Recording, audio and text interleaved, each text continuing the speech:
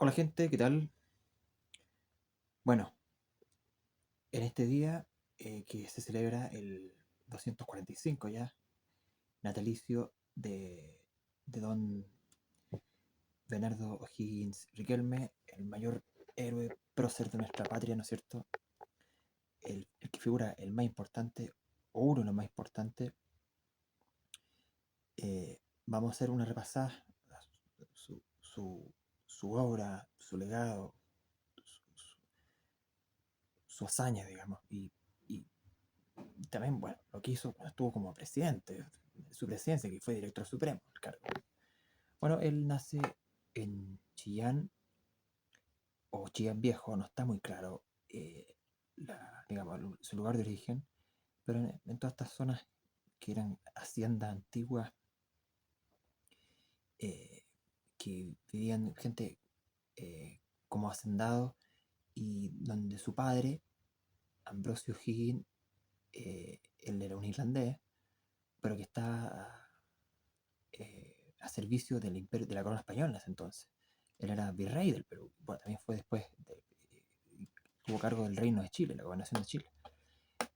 Y su madre, María Isabel Riquelme, fue en ese entonces una chica, mucho más chica que, que Ambrosio Higgins. Tenían casi 30 años de diferencia, era muy chica. Por eso muchos, gente que se burlaba de Higgins, contrincante, y hasta el día de hoy, bueno, ciertas voces que denostan la figura de O'Higgins, lo apodaron como el guacho O'Higgins, el guacho Riquelme, porque quedó, digamos, porque el papá después se va a Perú y queda la madre sola con Bernardo O'Higgins. Pero, en fin, bueno, el padre termina reconociendo a su hijo y le envía remesas, plata, digamos. Bueno, su familia, de todas maneras, por lo mismo, a pesar de la situación, lo apoyaban, y unos apoyos fueron que lo enviaron primeramente a estudiar. Bueno, él estudió en Chillán, ahí sus estudios básicos, digamos. Después partió a Lima a estudiar, y después en Londres. En Londres, en Inglaterra, fue donde le conquistaron, digamos, todas sus ideas, digamos, independentistas, separatistas del Imperio Español, esta idea de romper con las colonias, con las Indias, como se le conocía a los territorios americanos de la corona española, bajo el alero de los ingleses, para contrarrestar la fuerza del Imperio Español por parte del Imperio Británico. Entonces ahí conoce a Francisco Miranda, que era un español, pero que servía al Reino Unido, y ahí, bueno, una serie de preparaciones que le abre los ojos a O'Higgins para la independencia. Bueno, y a través, y lo inicia y funda la Logia Lautarina, masones, el grupo masónico. Bueno, en general, todos los próceres fueron masones, siguiendo los ordenamientos masones, para socavar, digamos, el, el yugo, la influencia, el poderío de las colonias españolas, todo dirigido por los ingleses. Todo estuvo preparado por los ingleses. Ese fue la artimaña, el trasfondo detrás. Esto es lo que muchas veces no te lo dice la historia establecida, pero es así. No creo parecer hispanista en esto, defendiendo el legado hispano, porque por su parte el Imperio Español también hacía lo mismo en territorios de Estados Unidos, en Florida, partes de Alabama, Texas, con México. Socavaba territorios británicos para disminuir el poderío, digamos, la ocupación británica. Era una especie de guerra fría de imperio antiguo, bueno, típica lucha de imperios, pelea interna. El imperio portugués, para qué decirlo, no sé, en fin, los franceses también, bien colonialistas también por ahí. Bueno, ese es otro tema. Miren lo curioso y contradictorio que vivió Higgins. Su padre, siendo irlandés británico, fue realista, estuvo bajo la orden del Imperio Español.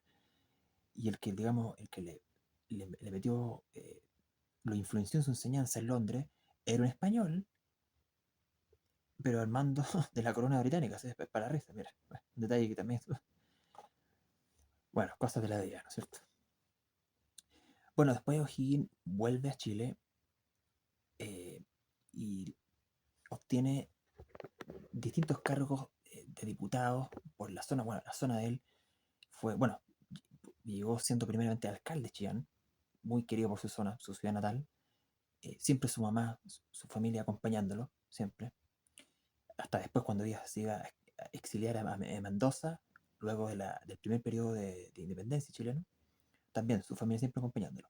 Él llega a Chile, alcalde de Chillán, tiene unos cargos de intendente de la zona de Concepción y fue diputado primeramente en la parte de nuestra historia cuando Chile había logrado su primera independencia, por así decirlo, al mando de los Carrera, los hermanos Carrera, donde, bueno, José Miguel Carrera fue el que llevó la tuta, pero Luis Carrera, el hermano Carrera, era el más choro, el que más batallaba en las peleas. A nombre, bueno, en 1810, el primer congreso, en 1811, cuando está a cargo Mateo de Toro y Zambrano, que le sigue siendo leal al rey, pero con una cierta independencia, más independencia. Y había una oleada más patriota, más independentista, los Carreras que querían no, independencia total. Y ahí es cuando Carrera hace un golpe de Estado y toma el poder. Bueno, ahí, bueno, en ese periodo se forma el primer congreso y uno de esos diputados fue Bernardo O'Higgins, que bueno, ya era comandante en jefe, tenía un cargo militar. Entonces, entre varias disputas, José Miguel Carrera, eh, algunas batallas que perdió, de un momento dado que llega a colapsar Carrera y le hacen un golpe de estado a él para que entregue el bando y O'Higgins eh, toma el cargo de comandante en jefe en la Patria Vieja. Todo esto es la Patria Vieja. Carrera lo reconoce, ya sabéis que ya. Y ahí cuando se inician, bueno, la reacción de los españoles ante eso, Pareja y Abascal, desde el virrey desde Lima, que era el centro de la corona española, mandan a unas flotas a Valdivia y a Chiloé para contrarrestar la independencia chilena que estaba surgiendo. 1800, estamos hablando de 1810 a 1814, el primer proceso de independencia chileno. Y, y ahí una serie de batallas, Lircay, buena, y finalmente la batalla de Rancagua es cuando O'Higgins sale muy, muy mal, pierde esa batalla y ahí es cuando comienza el exilio. Bueno, también nombrar a Francisco de la Lastra, que fue encomendado, dirigido como director supremo en la época de la Patria Vieja, se puede decir que fue uno de los primeros presidentes de Chile, verdaderamente los más al principio, junto con Carrera, bueno, como una serie de peleas de egos que terminó por decaer en la Patria Vieja. Y O'Higgins, cuando era comandante, quería llevar la batuta ya. Sabes que vamos por la independencia, pero estaba muy debilitado, los españoles estaban. Pero bueno, la Lastra como ahí, que tuvo también cargos militares, eh, comandantes, pero también se fue derrotado por los españoles. Entonces, parte del exilio de O'Higgins y varios hombres, varios soldados chilenos del ejército, y a Mendoza, estamos hablando de 1814, y desde ahí, de la clandestinidad del exilio, empiezan a preparar lo que iba a ser eh, la reindependencia chilena, ¿no es cierto? La vuelta a la independencia, la segunda parte, porque ahí se inició el periodo de la reconquista española. Y en Mendoza, bueno, seguía con la orden de la logia Lautarino, ¿cierto? Se junta con San Martín, el general San Martín, y que él venía de Buenos Aires, venía muy enfermo San Martín, muy, muy debilitado, eh, y forman un ejército, el ejército de los Andes, junto al ejército de Chile, de las Provincias Unidas de La Plata.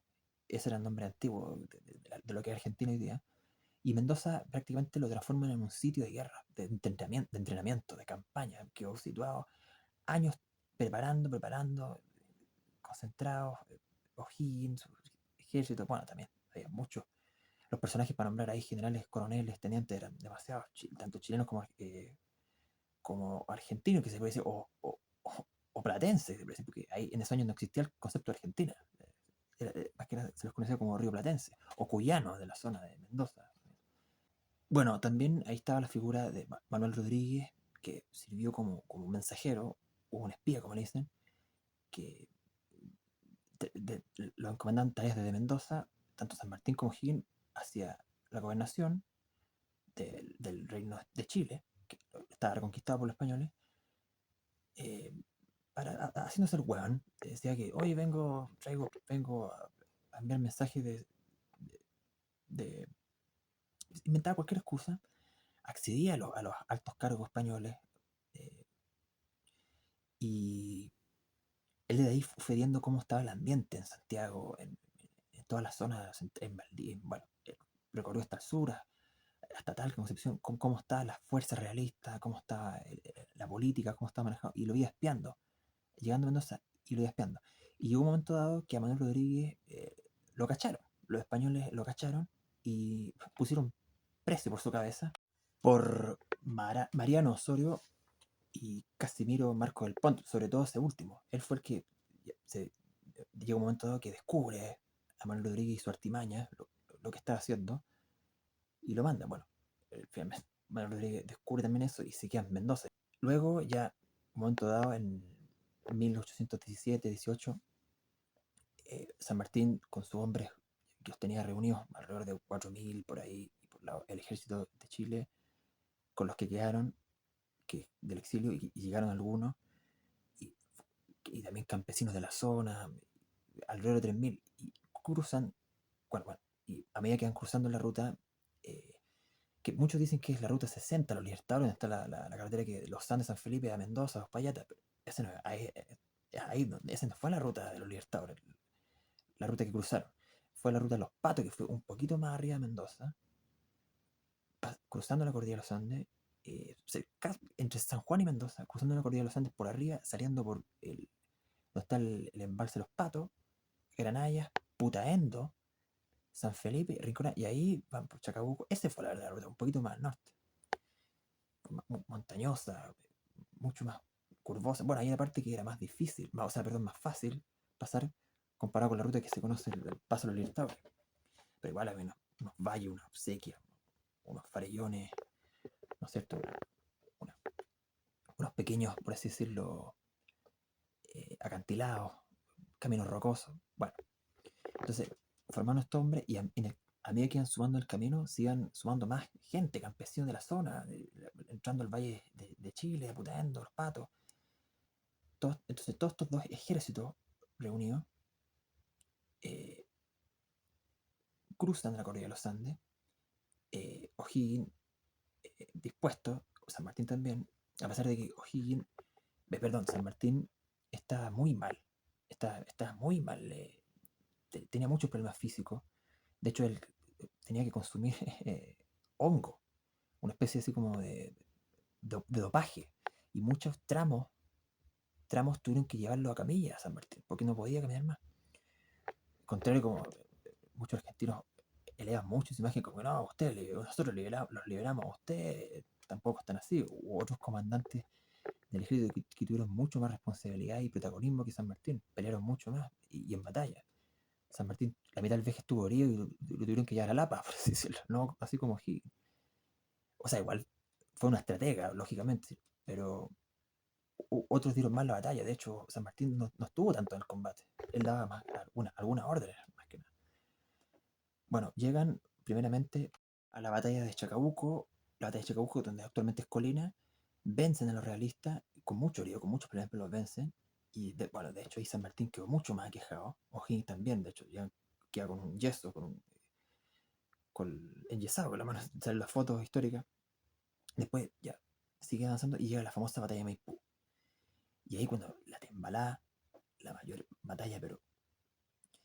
Y finalmente cuando termina la batalla, el abrazo a Maipú es cuando San Martín llega ya casi al final de la batalla, porque está herido, bueno, junto con O'Higgins, y ahí cuando ocurre el famoso abrazo a Maipú entre Bernardo O'Higgins y San Martín.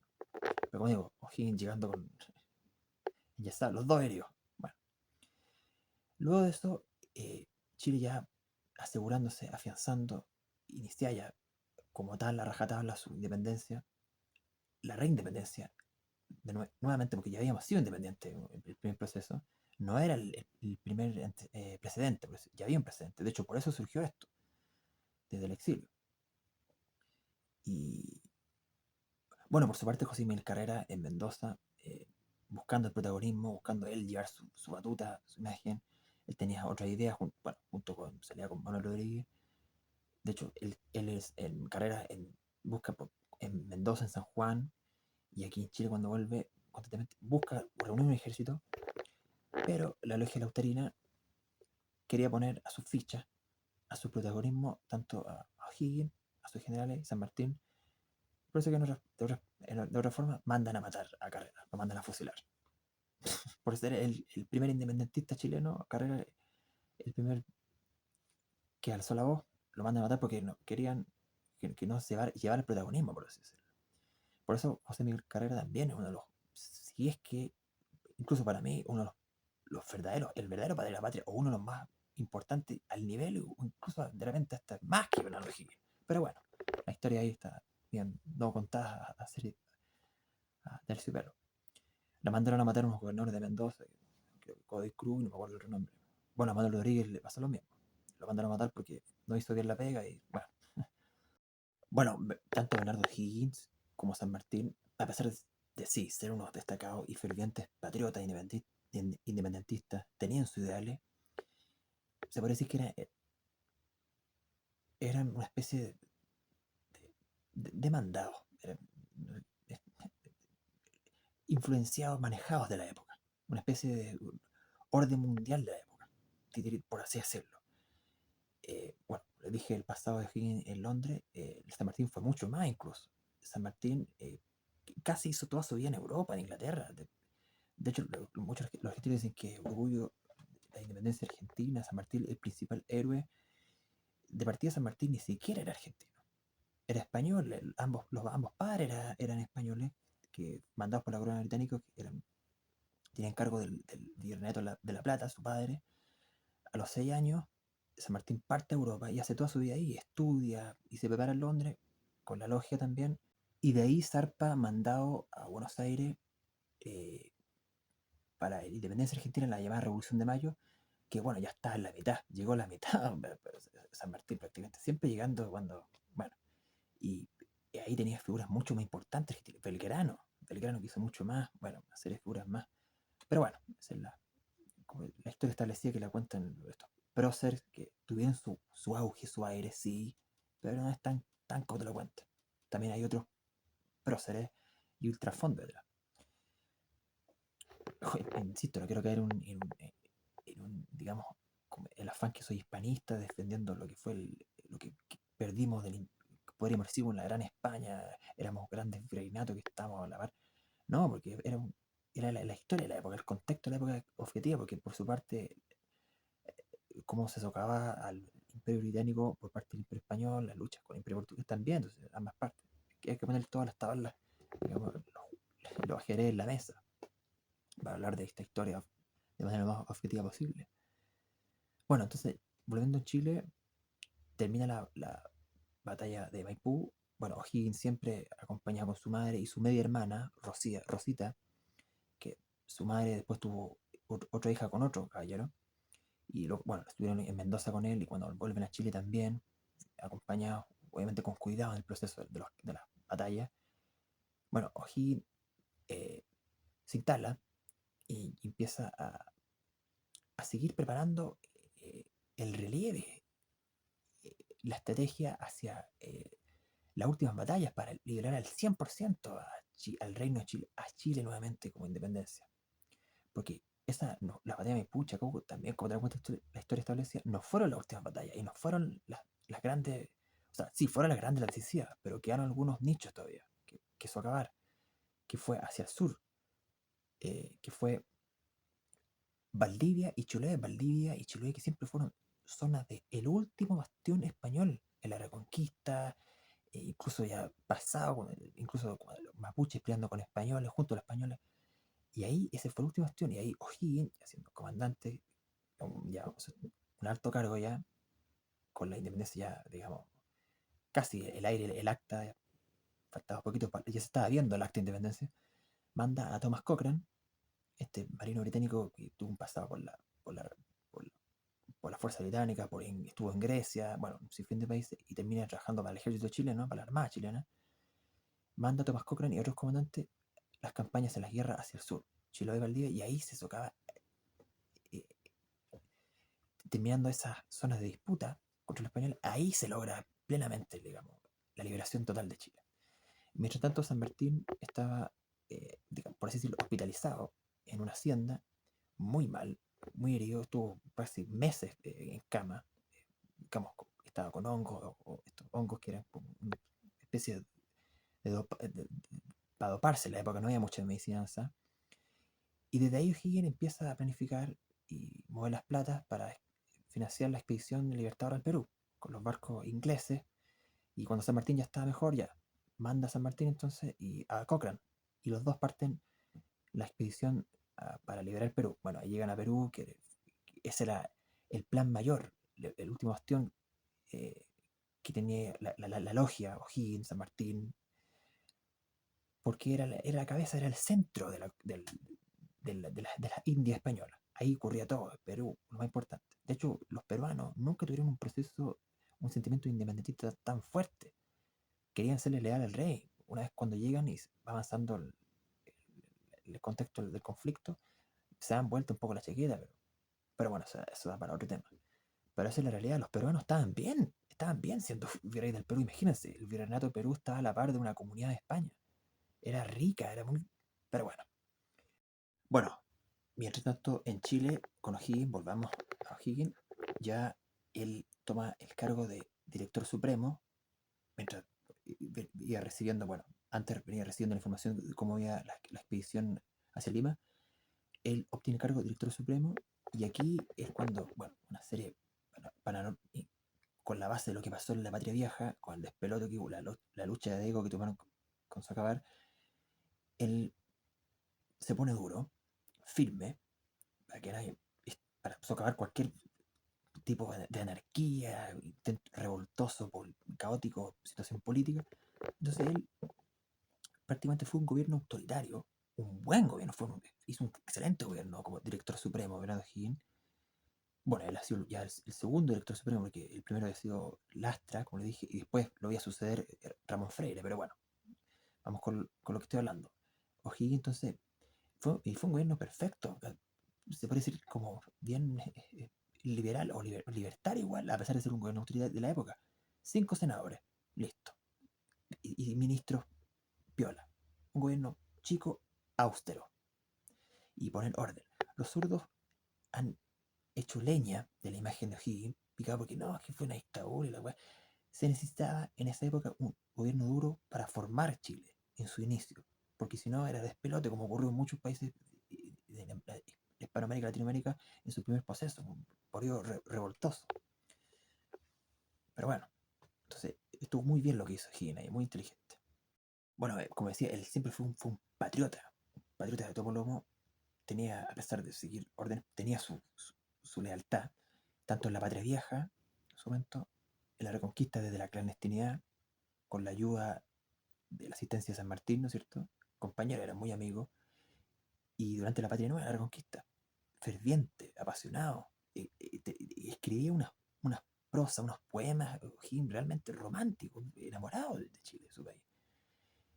Y bueno, él cambia la bandera la que ha dejado José Miguel Carrera, la primera bandera que yo la encuentro bien bonita, la que es amarilla, blanca y azul, pasa a la tricolor, los tres colores, y después pasa a la estrella con la estrella solitaria, que es una de las banderas más antiguas de Latinoamérica y Hispanoamérica. Antes que la de Texas, ojo, mucho más, 30 años antes. Bueno, un detalle. Bueno, entonces, finalmente O'Higgins abdica porque justamente por eso quiso hacer un gobierno autoritario para que no haya este revoltijo, pero de todas maneras hubo un intento revolucionario que venían de una zona de Chile para rumbo a Santiago, que venían de otras ciudades del sur, del norte, para socavar. Había una situación tensa, entonces se presenta ante el Congreso Pleno O'Higgins, con, creo que Mariano Gaña, no estoy muy seguro, y varias figuras más para defender su tesis asamblea. Finalmente llega a un acuerdo y O'Higgins decide dejar su cargo y parte en exilio a Perú. O sea, también siempre junto a su familia y su hermana, su media hermana. Y creo que viaja otro familiar de él, no me acuerdo muy bien. Y ahí desde Perú, mirando con nostalgia, clandestinidad, él, bueno, hace su vida en Perú, se dedica a varias cosas, ve como Perú también está con revoltijos políticos, no había una cuestión clara. Por ahí se juntó con Simón Bolívar para poner más orden. Pero bueno, finalmente Perú tuvo cierta estabilidad. Y ahí desde Higgins tuvo 10 años, hasta su muerte, 10 años. él falleció a los 64 años y desde Perú, bueno, su primera sepultura fue en Lima, junto a su madre y su media hermana. Después lo trajeron a Chile, ¿no es cierto?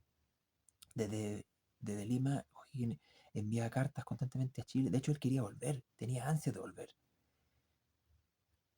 Y él, para seguir, digamos, conquistando territorio, ¿no es cierto? Quería seguir, él creía que todavía le faltaba algo por Chile. Y sus últimas palabras, al morir, O'Higgins fue Magallanes, pensando en el sur, la conquista. Mira, esos mensajes que se lo enviaba a sus seguidores que tenía en Chile, tenía mucha gente o'higginista que seguía, que lo quería, muchos políticos de la zona. San Martín, que también cuando llega a Perú, llega a Chile también muy enfermo, con fiebre tifoidea, se envía muchas cartas, ambos se querían. Eh, Ramón Freire, que fue el que sucedió en cargo a O'Higgins como director supremo, también le envía cartas, oye, ¿cómo está Chile? Pero finalmente, bueno, O'Higgins no pudo cumplir su deseo. Y esto sucedió con don Bernardo O'Higgins, que fue coronel, brigadier, comandante en jefe del ejército de Chile, del ejército de la Provincia Unida de La Plata, incluso de la Gran Colombia, tuvo sus contactos con Bolívar, del Perú, en fin, un hombre de tomo y lomo, patriota, a pesar de que hubo figuras muy, igual de importantes como Carrera. Pero bueno, esa es la historia de nuestro prócer. Espero que les haya gustado. Con mucha humildad hago esta revisión con lo que sé de él y a seguir defendiendo nuestros próceres, nuestra historia y que otros no la manipulen, no ensucien nuestra historia con otras voces malintencionadas. Así que eso, que estén bien.